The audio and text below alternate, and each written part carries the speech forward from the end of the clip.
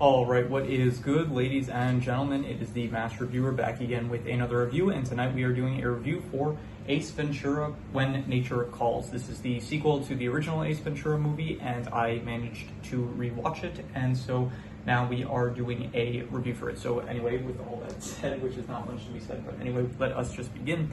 Starting off with the plot/mystery, and in this film it is pretty much similar to the last film, where it is just basically Ace Ventura. He is on a mission. He has to solve the mystery of what happened to a certain animal. In the last movie, it was the mascot of the Miami Dolphins, and in this movie, it is a white bat. It is interesting because they do have this character trait of Ace, where they decide to make it so that he's afraid of bats. So I guess that's a kind of interesting twist to the character, even though I don't really understand why they try to justify it by saying that he's like, I don't know, they're like really creepy or something like that, but I just felt a bit out of place for like the character, where his whole thing is that he loves animals and stuff. So, but anyway, so the plot/mystery, I would say it's very like bare bones, similar to the last one. It's like more so it is a vehicle to get from one comedic scene to the next. The actual mystery/plot, it is like not the it's not as good as the first one. I'd say the first one was kind of more interesting, where it's like you're trying to figure out who was the one that stole the.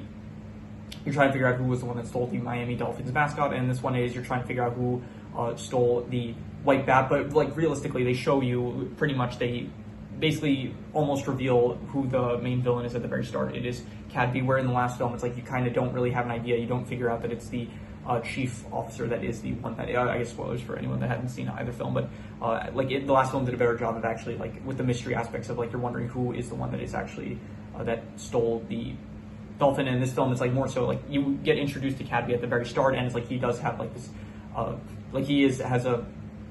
he's very early on shown to be like an evil guy when he like shows Ace his like room full of killed animals and stuff. So like from the start, this is a rewatch, so I guess like maybe that's part of it, but I did know going into it like, okay, this is very clearly Cadby. So even with it being a rewatch, because to be fair, it's been like a while since I watched the movies originally, and so I did not fully remember who the villain was, but I was like, okay, I'm pretty sure it's this guy. So yeah, so overall, the plot/mystery, I'm gonna give it like I'll go like a 5.5. It's like, it's decent, I guess. It's not terrible, but it's definitely, I don't think it's as good as the first one, I would say. So yeah, in terms of the characters, I think Ace Ventura is still a pleasure to watch. Jim Carrey still does a great job with him. Like the bits are still just as good with this character compared to the last one.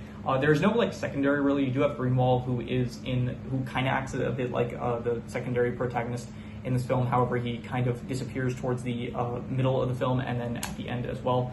And other than that, the other characters are only like, you have Cadby, who's like in the beginning a bit, and then at the end also a little bit. And then you have a lot of the Wachati and Wachutu tribesmen from either tribe, and they're the main characters besides Ace. And there was another guy that I think there were like poachers that were hired by Cadby, and someone that Cadby also hired in order to retrieve the bat or something like that. I don't remember. So overall, I would say the characters are I'll go like a 6 out of 10. They're above average. I still think that Ace Ventura does the main work of it. There's also like the monks from the scene at the beginning, as well as a bit towards the end, where it's like Ace a raccoon ends up dying because Ace could not save him. So because of that, he ends up like becoming a monk, and then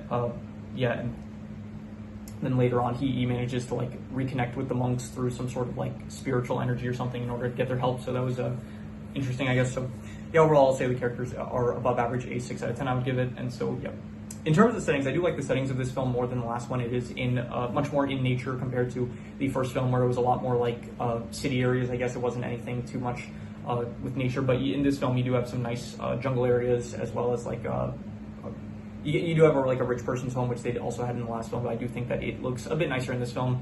So overall, I will say the settings are, I'll go with pretty good. I'll give it a 7 out of 10, the settings. I did think that the settings were pretty good, as well as like the Wachutu tribe. That was also a nice setting, where it's like Ace ended up going through the death games or whatever it was in order to not get killed by the Wachutu tribe. Yeah, moving on, the comedy. I think the comedy of this film, I think it is as good as the first film, if not a bit better. I did actually very much enjoy the comedy of this film. Like pretty much all the jokes landed for me. I thought that I was like laughing out loud multiple times in this film. The secret agent man scene, that was great. The whole rhino birth scene, I thought that was very funny. I was laughing throughout all of that. All of Jim Carrey's mannerisms as Ace are just still very much entertaining. The accents he does, like just the way he speaks, the movements that he does, it's just all just wonderful. So I'm going to give the comedy, I will give it, honestly, like between a 7.5 to an 8, I would say. I think it is between very good and great.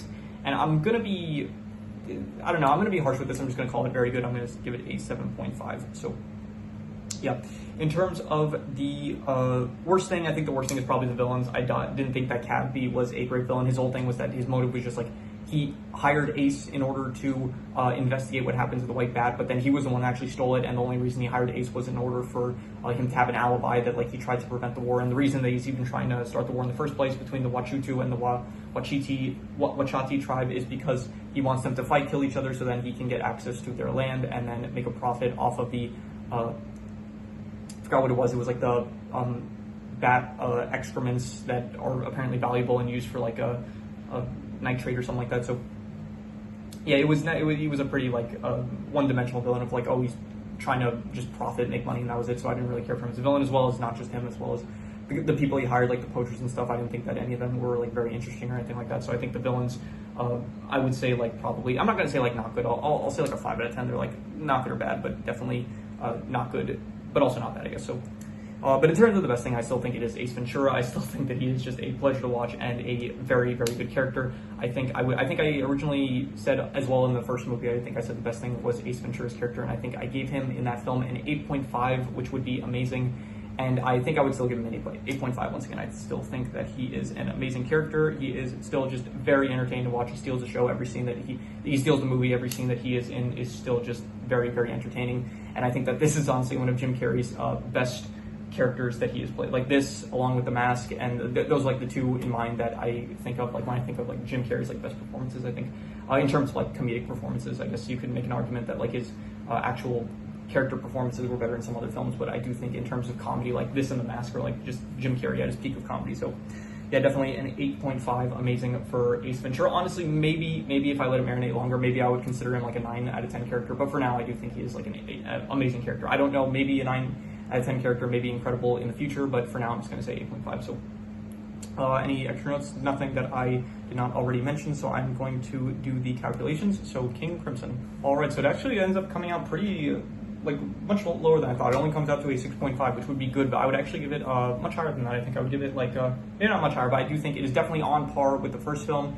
if not maybe a bit better. I would give this probably, I would say, between a 7 to a 7.5. I think it is between pretty good and very good, maybe more so leaning to the pretty good side. I think it's like pretty much on par with the first film, so I think I'm just going to be harsh and just call it pretty good. I will say it is a 7 out of 10, pretty good, and maybe if I let it marinate longer, it would get a bit higher, 7.5 maybe, but for now I'm just going to call it a 7 out of 10, pretty good. So but yeah, that is pretty much all there is to it. So if you have any recommendations, any shows, movies, video game stories, anime, web series, anything that you want me to review, leave it in the comments and I will maybe possibly check it out. But with that said, that is pretty much all there is to it, so let's leave it at that.